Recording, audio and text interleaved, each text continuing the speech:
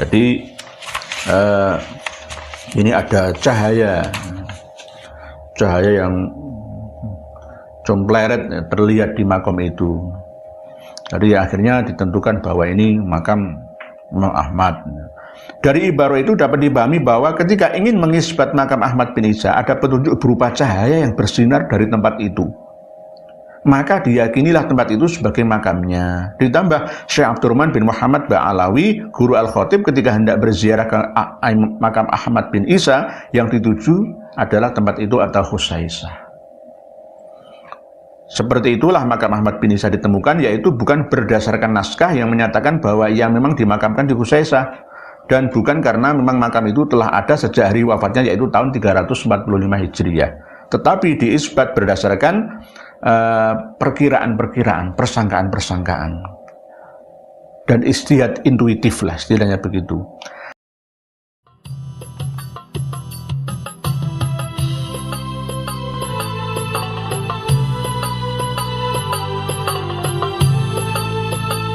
Assalamualaikum warahmatullahi wabarakatuh. Bismillahirrahmanirrahim. Alhamdulillahirabbil alamin wa bihi nasta'in ala umurid dunya waddin, wassalatu wassalamu ala asyrafil anbiya wa imamil mursalin sayyidina maulana Muhammadin wa ala alihi washabbihi ajmain, amma ba'd. Saudara-saudariku semuanya, dari Sabang sampai Merauke, dari Pulau Miangas sampai Pulau Rote, baik yang non-muslim, lintas agama, lintas suku dan budaya, dimanapun dan kapanpun, yang sangat-sangat kami muliakan, kami hormati, kami banggakan. Alhamdulillah, kita saat ini akan membahas tentang makam Imam Ahmad Al-Abbah atau Al-Muhajir yang ada di Husaisah, berdasarkan keterangan terakhir yang diunggah oleh Kiai Haji Imaduddin Usman tentang apakah benar makam Imam Ahmad Al-Muhajir itu di Husaisah atau tidak. Seperti yang telah sering saya sampaikan, bahwa makam itu bisa dipalsukan. Siapa yang memalsukan? Ya pelaku sejarah. Suka-suka, tergantung penguasa masa itu. Seperti yang telah saya sampaikan, makamnya Haryo Penangsang itu ada 4, di Sumatera Selatan, Palembang, di Blora, Jawa Tengah, di Demak, Jawa Tengah, di Kadilangu, Demak, Jawa Tengah.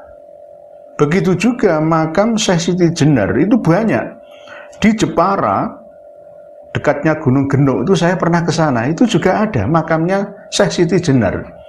Padahal menurut sejarah juga masih simpang siur, di manakah Syekh Siti Jenar dieksekusi, itu apakah di Cirebon atau di Demak Bintoro. Kalau di Demak Bintoro mestinya beliau dimakamkan di samping Masjid Demak, Masjid Agung Demak.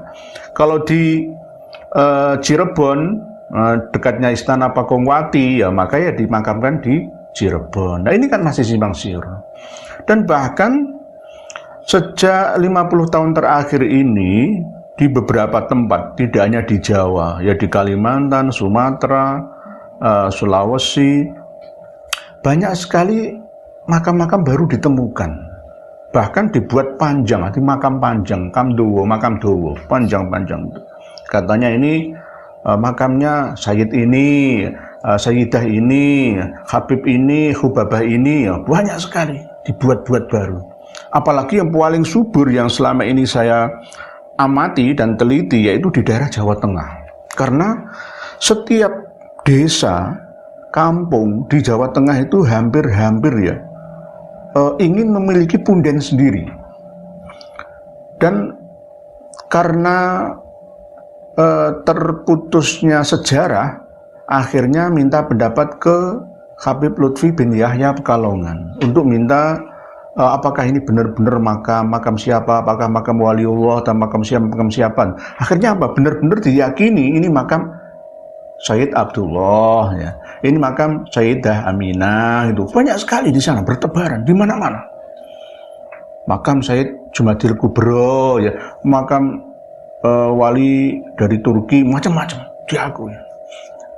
Dan bahkan di Lamongan, ya, ini sudah diyakini lama ada makam Puanjang, ternyata dibongkar nggak ada kerangkanya. Nah, inilah yang kadang kita yang masih hidup ini seakan-akan ditipu oleh orang yang sudah mati. Padahal ya tidak, orang yang masih hidup saja yang mengelabui kita sesama orang yang masih hidup.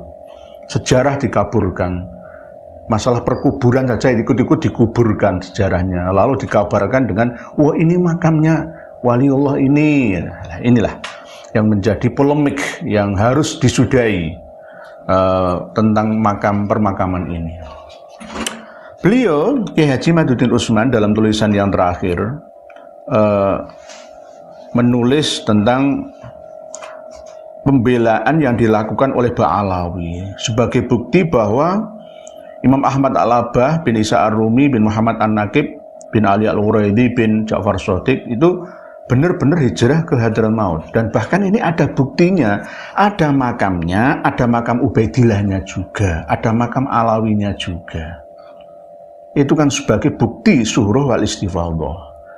Apakah itu bisa dijadikan sebagai hujah utama? Menurut beliau, Kiai Haji Madudin Usman, tidak, belum tentu.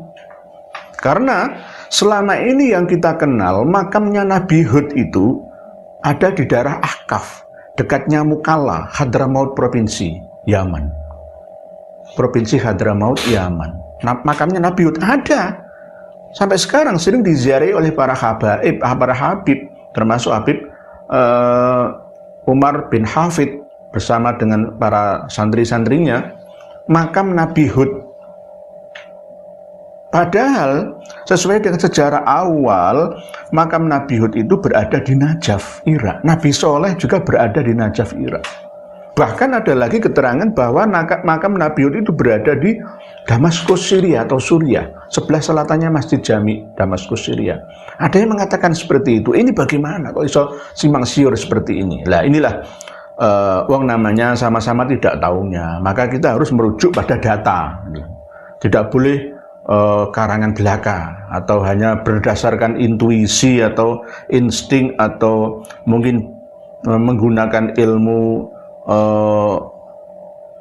yang tidak masuk akal, klenik bisa bicara dengan orang yang sudah mati. Nah ini perlu dikoreksi lagi hal-hal seperti ini. Makam Nabi Hud itu ada di Najaf, 1480 hektar, makam terbesar di dunia itu ada di Najaf, Irak itu. Di situ makamnya orang-orang hebat. 5 juta nyawa dimakamkan di situ. Padahal penduduk Najaf cuma 600.000, lebih banyak yang mati daripada yang hidup di Najaf, Irak itu. Termasuk makam Nabi Hud. Tetapi sejarah terkini mungkin manipulasi atau mungkin sudah diyakini ya, selama ini berada di daerah Hadramaut, Yaman. Ini bagaimana?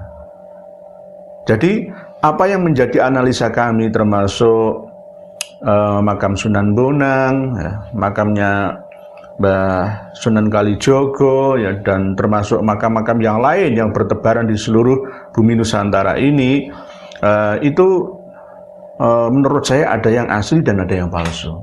Tidak mungkin empat-empatnya itu asli semua. Pasti di antara 4 itu pasti ada yang palsu. Yang asli cuma 1. Begitu juga makam Imam Ahmad Al-Abah. Sesuai yang pernah saya sampaikan bahwa gelar Al-Muhajir itu bukan hijrah ke Hadramaut, tetapi hijrah ke arah timur, dari Baghdad ilal Masyriq. Bukan minal Basrah ilal Masyriq, minal Baghdad ilal Masyriq, ke arah timur, ya, ke daerah kota kaya minyak di Indus atau Indonesia kita Nusantara ini, antara itu. Jadi beliau seorang pedagang atau pengusaha minyak tanah, minyak bumi. Imam Ahmad Al-Abah itu bukan seorang imam mujtahid, itu enggak. Ya orang-orang biasa lah. Beliau seorang pedagang. Nah, oleh kaum Ba'alawi dikultuskan dengan kultus yang berlebihan. Ya ini yang tidak diperbolehkan. Para pemirsa dan pendengar sekalian rahimakumullah, kembali kepada topik bahasan yang disampaikan oleh Kiai Haji Maduddin Usman. Sekali lagi, kita tidak boleh ragu dengan Kiai Haji Maduddin Usman. Saya boleh mengatakan kepada beliau, walaupun itu adik saya, Kiai Haji Maduddin Usman itu tidak alim. Kiai Haji Maduddin Usman itu tidak alim, tetapi allamah, sangat alim. Kiai Haji Maduddin Usman itu tidak alim, tetapi beliau adalah seorang yang allamah, sangat menguasai keilmuan dan sangat alim, baik di bidang fikih, di bidang sejarah, di bidang tasawuf, ataupun di bidang tauhid. Beliau sangat menguasai. Dengan usia yang masih sangat muda, karyanya belum tertandingi di negeri ini. Bahkan kalau boleh saya sampaikan, beliau hampir-hampir jiwanya seperti Imam atau Syekh Nawawi Al-Bantani, sama-sama dari Banten. Cuma Imam Nawawi Al-Bantani ngarangnya di Makkah, di Timur Tengah sana. Beliau, Kiai Haji Maduddin Usman, sudah menelurkan karya puluhan, bahkan insya Allah kedepannya beliau akan mengarang kitab mungkin bisa melebihi 200 kitab atau bahkan bisa ribuan. Semoga beliau dikasih oleh Allah umur panjang. Baru setengah umur saja karyanya sudah begitu banyak. Beruntunglah kalian wahai penduduk Provinsi Banten. Pondokkanlah putra-putri panjenengan semua di pondok pesantrennya Kiai Haji Maduddin Usman. Beliau seorang Sayyid Syarif tapi tidak mengaku sebagai dzurriyyah Nabi. Seorang yang bersahaja, biasa saja. Itulah yang selama ini kita cari. Bukan orang yang mau dan minta untuk diakui sebagai dzurriyyah Nabi. Lebih baik memondokkan putra-putri panjenengan ke sana. Insya Allah 5 tahun atau 10 tahun pasti dijamin akan menjadi kiai ataupun bunyai. Kalau 10 tahun ikut Habib, dijamin tidak akan bisa menjadi Habib. Oleh sebab itu, pondokkanlah putra-putri kita ke para kiai, ke para ustadz, Tu Bagus, Tuan Guru, Abuya, Tengku yang ada di Nusantara ini. Beliau, Kiai Haji Maduddin Usman, sekali lagi bukan orang alim, tapi orang yang alamah, sangat alim, banget pintere.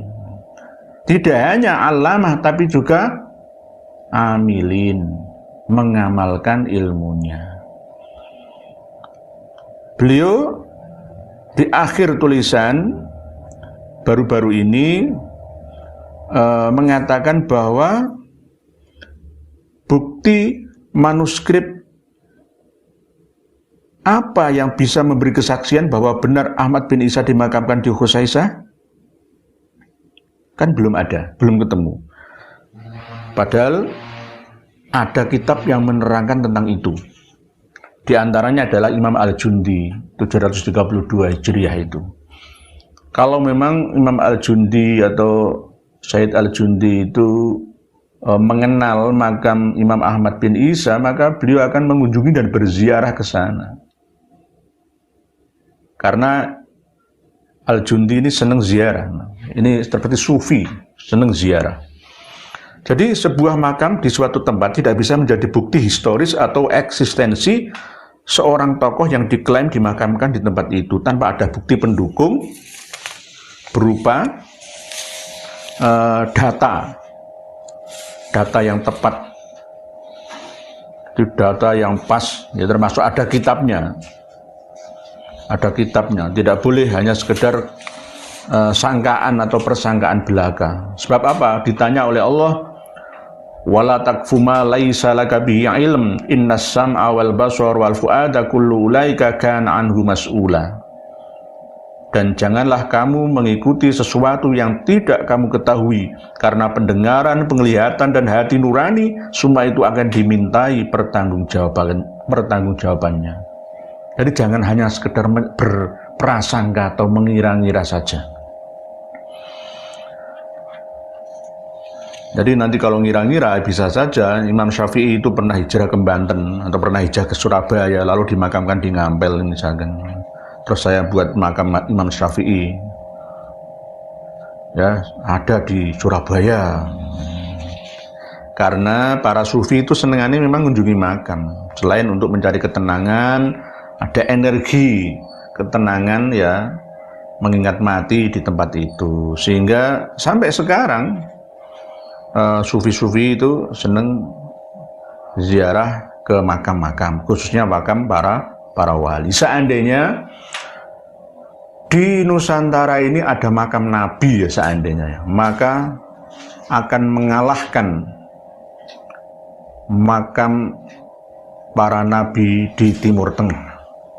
Seandainya di Surabaya ini ada makam Nabi Ibrahim misalkan, niscaya tidak akan berhenti 24 jam para zairin dan zairat berziarah ke Surabaya ini. Lawang makam Wali Songo aja tidak pernah sepi, tidak pernah tidur 24 jam setiap hari, apalagi ada makam Nabi di sini, pasti akan melebihi makam para Nabi yang ada di Tanah Suci, pasti. Karena memang antara tasawuf Jawa digabungkan dengan Islam pendatang, maka ketemu sama-sama, akhirnya cocok lah ya, seneng berada di tempat yang sakral, ya, termasuk makam-makam. Kalau Jawa dulu kan sering berada di tempat-tempat yang sepi, termasuk makam itu kan juga sepi. Padahal jika kita kembali kepada tuduhan Habib Bahar bahwa orang-orang Nusantara ini dulunya nyembah pohon, itu keliru. Yang nyembah pohon itu malah justru yang mengatakan orang Nusantara nyembah pohon. Pohon apa? Pohon syajaratul khuldi, pohon keabadian nasab. Lihatlah, nasab itu kan pohon, dari akar, pohon, cabang, ranting, daun. Justru yang mendewakan dan menyembah nasab itu malah justru Ba'alawi. Orang Nusantara ini nggak menyembah nasab. Kalau pohon itu untuk membuat suasana lebih rindang, nyaman, tenang, udara terfilter ya dari debu. Setiap pohon itu mengeluarkan oksigen lalu dihirup oleh umat manusia, penghijauan lah intinya begitu. Tidak menyembah pohon ya. Setiap pohon itu kan membaca tasbih, yusabbihu lahu ma fis samawati wal ardh. Jadi semuanya membaca tasbih, memahasucikan Allah yang maha suci. Nah, kita senang menanam pohon sebagai penghijauan. Nah, justru Ba'alawi, para Habib ini menyembah pohon nasab. Ya ini kan menuduh kembali yang menuduh. Oleh sebab itu jangan gampang menuduh orang lain. Ya. Kalau tidak tahu asal-usulnya. Para pemirsa dan pendengar sekalian, apalagi baru-baru ini ada video yang beredar bahwa jangan sekali-kali benci kepada cucu Nabi, karena cucu Nabi itu membawa darah Nabi. Kalau memang membawa darah Nabi, tolong yang memiliki tetangga Ba'alawi, para Habib, kalau ada nyamuk, tolong jangan dibunuh, karena nyamuk itu pernah menggigit ya dan menyedot darahnya para Habib Ba'alawi. Kalau kamu membunuh nyamuk itu, maka kamu berdosa besar, karena di dalam nyamuk itu ada darah Nabi. Lucu apa enggak coba? Lucu apa enggak? Pabrik lotion anti nyamuk, pabrik nyamuk bakar, obat nyamuk bakar, semuanya berdosa karena telah membunuh nyamuk yang menyedot, menyerap darah para cucu Nabi. Nah, ini pembohongan dan pembodohan yang luar biasa. Kembali lagi kepada masalah makam. Jadi Syekh Ahmad bin Hasan Al-Mu'allim mengatakan tidak ada dalam sejarah Yaman makam diagungkan yang di atasnya ada masyhad. Masyhad itu kayak bukti saksi, dan masjid sampai separuh kedua abad 5 kecuali yang disebut sebagai Masjid Syahidain di San'a, Yaman, Son'a, yaitu yang disebut sebagai makam Ghassam dan Abdurrahman, yang keduanya anak dari Ubaidillah bin Abbas yang dibunuh oleh Bashar bin Arto'ah, pejabat yang diangkat Muawiyah di Yaman, dalam kitab Al-Kuburiyah fi Yaman halaman 176. Jadi dari keterangan Syekh Ahmad bin Hasan Al-Mu'allim ini disimpulkan bahwa makam Ahmad bin Isa yang ada di Husaisah itu belum dikenal sampai tahun 450 Hijriah. Berarti 105 tahun. Beliau Imam Ahmad Al-Abbah meninggal tahun 345. Sebagai makam yang di atasnya dibangun masyhad dan masjid yang diziarahi orang. Padahal Ahmad bin Isa telah wafat selama 105 tahun. Jadi belum dikenal itu makamnya Imam Ahmad, itu belum dikenal. Al-Jundi termasuk sejarawan yang gemar merekam adanya makam tokoh yang diziarahi orang. Makam dua tokoh yang disebut oleh Syekh Ahmad bin Hasan Al-Mu'allim pun direkam oleh Al-Jundi dalam kitab As-Suluk yang mengatakan wa qabru tiflaini masyhurun bi Sun'a fi masjid yu'rafu masjid syahidain yuzar wa yustanjahu min Allah fihi al-hajat. Dan makam dua anak masyhur di Son'a, ya, di sebuah masjid yang dikenal dengan nama Masjid Asy-Syahidain diziarahi dan dimintakan kepada Allah untuk dikabulkan hajat. Kitab As-Suluk juz 1 halaman 173, Maktabah Syamilah. Jadi memang sufi-sufi itu senang tabarukan dengan makam. Apakah boleh? Ya, kalau menurut sufi ya boleh. Yang penting tidak minta-minta kepada penghuni makam. Masalah ini akan kita bahas pada sesi yang lain. Ini memang sangat-sangat sensitif ya kalau kita bahas tentang makam. Karena memang orang-orang NU itu senangannya memang ziarah kubur, ke makam-makam aulia, ziarah wali songo, ziarah wali limo, ya, ziarah-ziarah yang lain. Kadang-kadang lupa dengan ziarah kedua orang tuanya malah. Yaitu. Jadi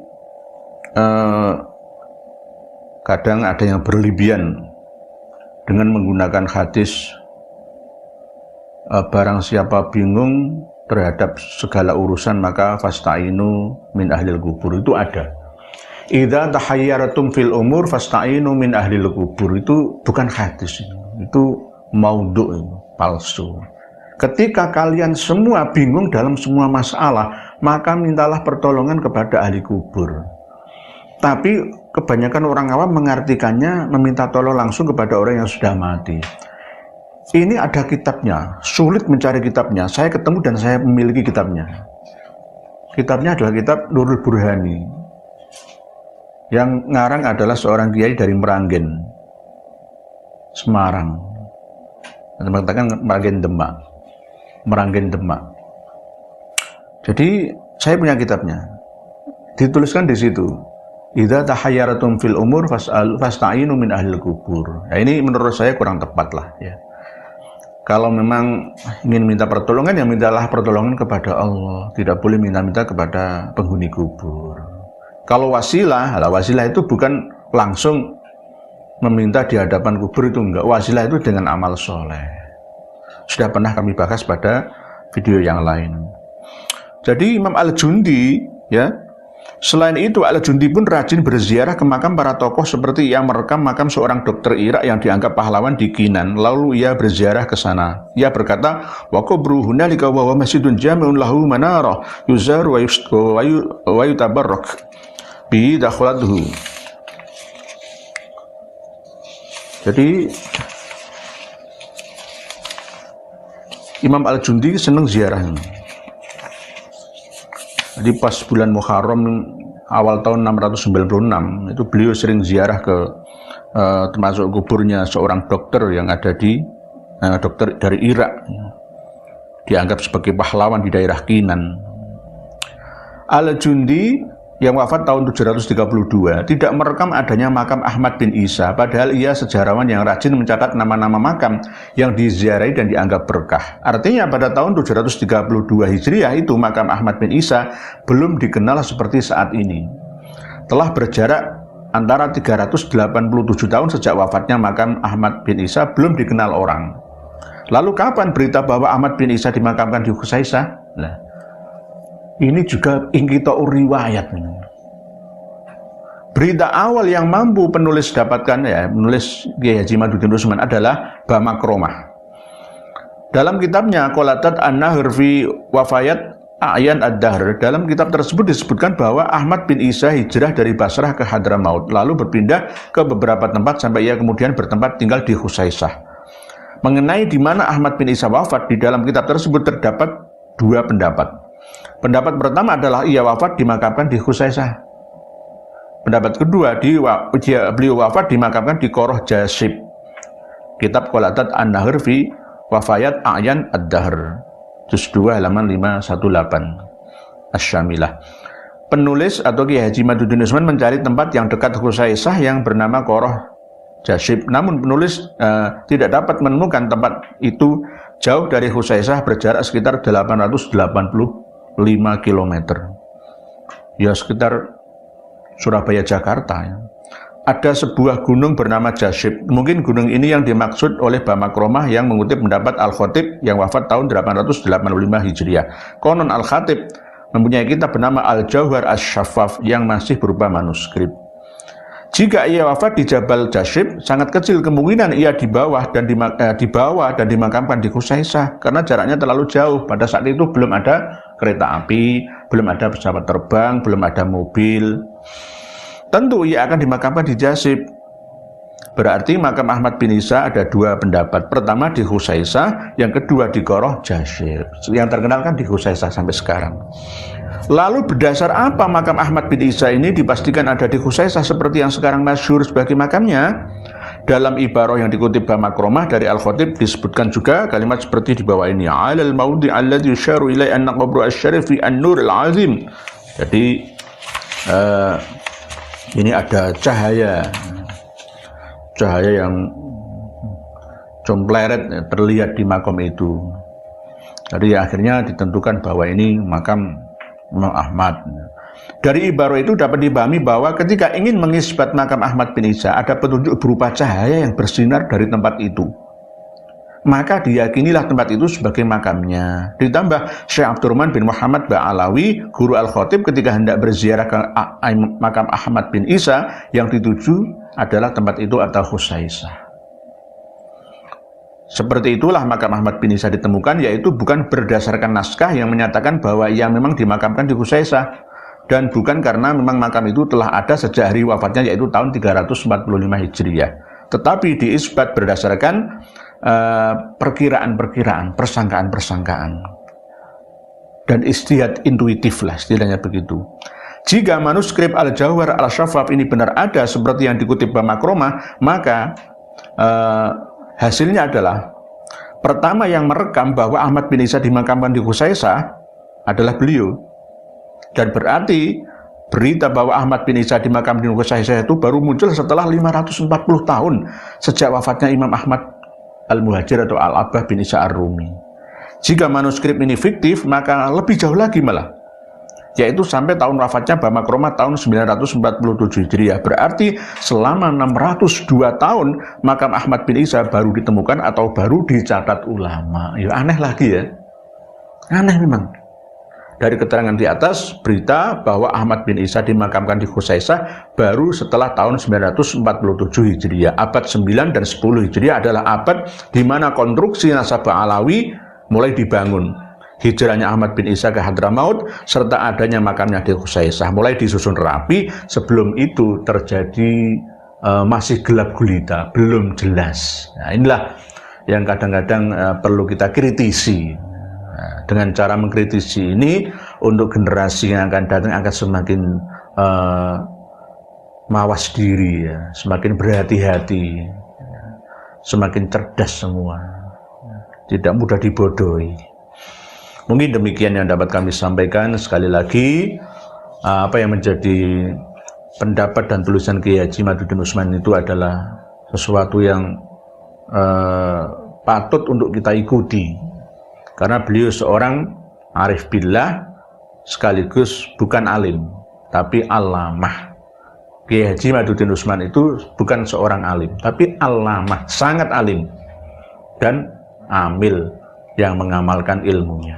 Demikian sedikit uraian tentang makam Ahmad Al-Abbah atau Al-Muhajir bin Isa Ar-Rumi yang dapat saya sampaikan pada pertemuan kali ini. Semoga bisa dimengerti dan difahami. Wallahu a'lam bishawab.